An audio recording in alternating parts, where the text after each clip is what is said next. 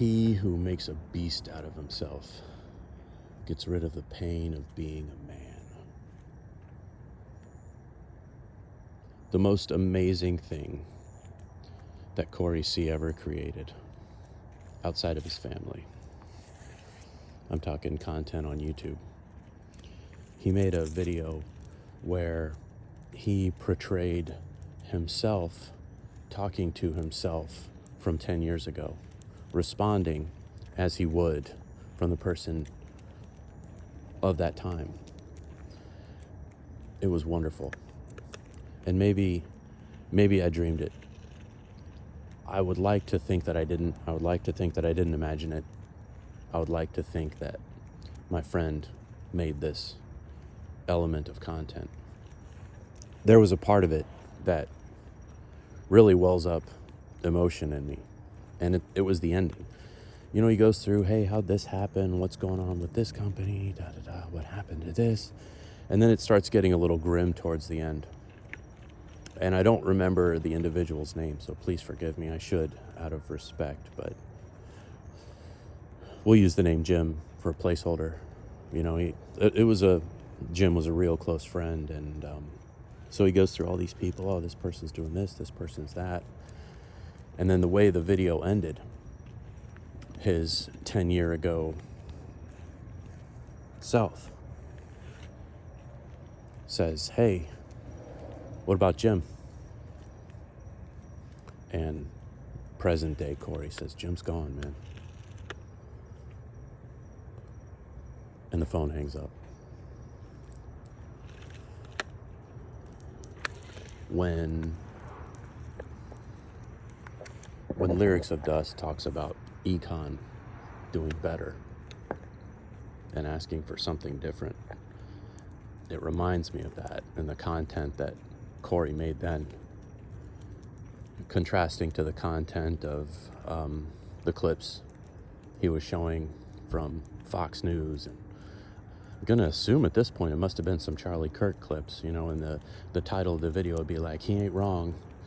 And it's, you know, a person pointing out the flaws of the logic of a misled, immature communist. I miss those things, and it makes me feel lonely that we don't have that content any longer. Maybe it exists somewhere on the interwebs. I mean, it doesn't exist in a way I can find it anymore. That video is long since taken down. Is the heart that created it still around? I don't know. I really don't. That was the heart that I loved. That was the friend that I found near in that moment. And it was a shared experience of hurt. I had a friend, Matt, and this was, man, 20 freaking years ago. We either were 30 or were about to make 30. He had moved, oddly enough, anti-Rachel. He had moved to Oklahoma to be a cowboy. And Matt got with a gal, had a couple kids, very young, 2 and 3 years old now, at the time that I'm telling you this story. Matt started having chest pains, just odd things. You know, we all feel pain, but he was getting chest pains, and he had an appointment with a doctor.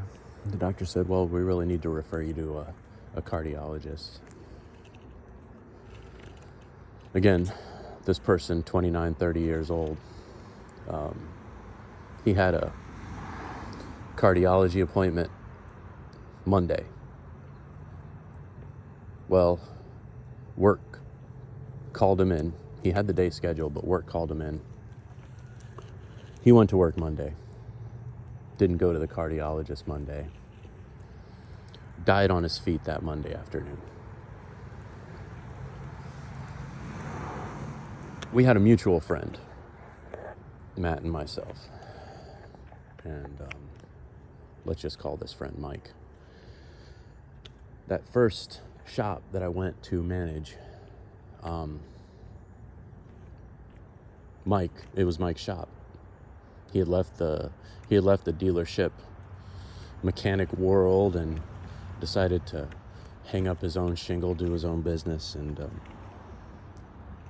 after a year of that business kind of getting on its feet, Mike seeming to change a little bit to a person who would listen, I joined up with Mike on this endeavor, thinking that it would be what Matt would have wanted. After 3 years, no vacations, days off, only weekends, managing payroll with employees not meeting production standards. And after 3 years, the workload begins to just pile up on me. Gross income starts to go down. And by my metrics, I fail. And I leave Mike. Like I quit that job before I had another job lined up. Gave like a 1 month notice. Took about a month off. It wasn't enough. And maybe it still isn't enough. That failure is linked. I can't disconnect it. I believe it clouds everything I've been doing since, even now. Just trying to make sense of it all, finding my place in it all.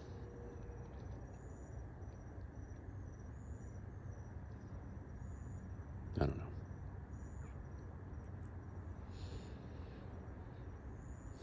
There's some of the pain.